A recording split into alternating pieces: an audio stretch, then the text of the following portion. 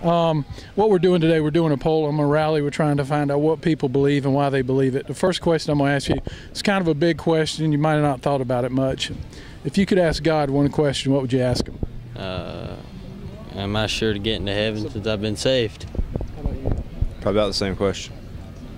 So what would the question be again? Am I going to heaven? Okay. Because I made some mistakes. Okay. So what do you think on that same top, what do you think happens to somebody after they die? If you've been saved, you go to heaven, and if you go to Judgment Day, and if you ain't, you're going to hell. Same. Okay. So would you guys consider yourselves to be good people? Yes, sir, on a good day. Yes, sir. I'm going to ask you a few questions. We call this the good person test. I've already failed this test, so I'm not pointing a finger at you. Have you ever told a lie? Everybody has. Yes. Okay, so what do we call people who tell lies? A liar? Right, I've done that. Have you ever stolen anything regardless of the value? Yeah. Yes. Okay, so what do we call people who steal? Stealers. Thieves. And this is the one that got me. Jesus says if you look upon a person to lust after them, you've committed adultery already in your heart. He sees our thoughts. Have you ever done that? Yes, sir. Yes, sir.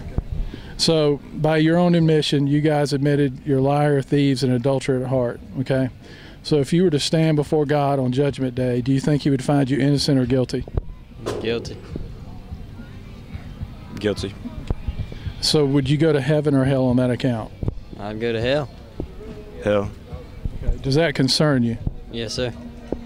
Yes, sir. Okay. Guys, do you know what he did so you wouldn't have to go to hell? What did he do? Died on the cross. It's like we broke his laws, the 10 Commandments, and he had to pay the fine on the cross. It's like you're standing in a courtroom and you've murdered or raped somebody, and you say, well, Judge, you know, I don't have the money, the fine money to pay.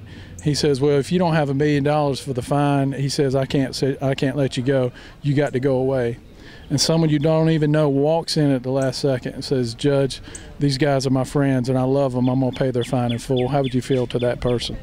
I love them. So that's what Christ did. In other words, we deserve hell, but he paid the fine so we wouldn't have to go to hell.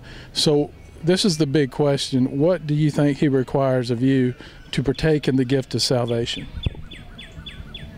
I don't know. Any idea? Do the best thing. Do the best we can. Well, we already know we're in trouble, that we've broken his laws, and we're all liars, we're all thieves, we're all adulterers. Not just you and me, but all of us. Every person has sinned and broken his laws. But this is the thing you might not hear in church too much. Okay, it's called repent. It's called turning from your sin, right? Because we should be so hurt that it was our sin that put him up on the cross. And he says, turn from it. And he says, put your trust in me and what I did on the cross. He says, the moment you do that, he says, you'll pass from death to life. So you won't have to wonder if you're going to hell. You can know that you're going to heaven. So you can have assurance. So you think that's something you need to think about? Yes, sir. Yes, sir. So guys, it's not even a prayer that saves you. It's a decision that you're going to repent and put your trust in him and say, I'm sorry, I'm guilty, and I want to turn from it. And let me make this clear: I don't want you to think that Christians don't sin. That's not what I'm saying. I think the difference is a Christian will fall into sin, but a person who is not saved will wallow in sin and stay in it. You see what I'm saying? The difference. Once you do it as a Christian, you're immediately aware of it, and we need to repent and say, Lord, I'm sorry, please get me back on the right path.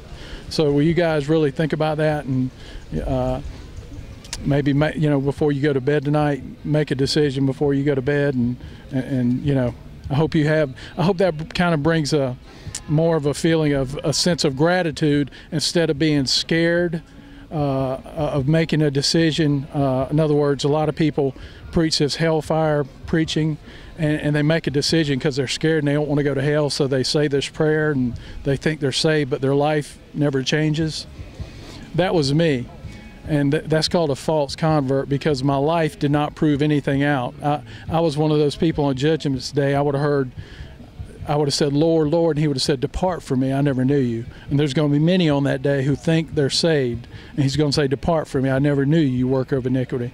So just think about that, and I hope you'll this will help your way of thinking, and I hope you have a sense of gratitude for what he did, and I hope that you'll even start, that if you make that decision, that you'll start sharing your faith with others, because you'll be, once you make that decision, you're going to be concerned for other people too and their decision and their walk with the Lord. All right? Thank you, guys. I appreciate it.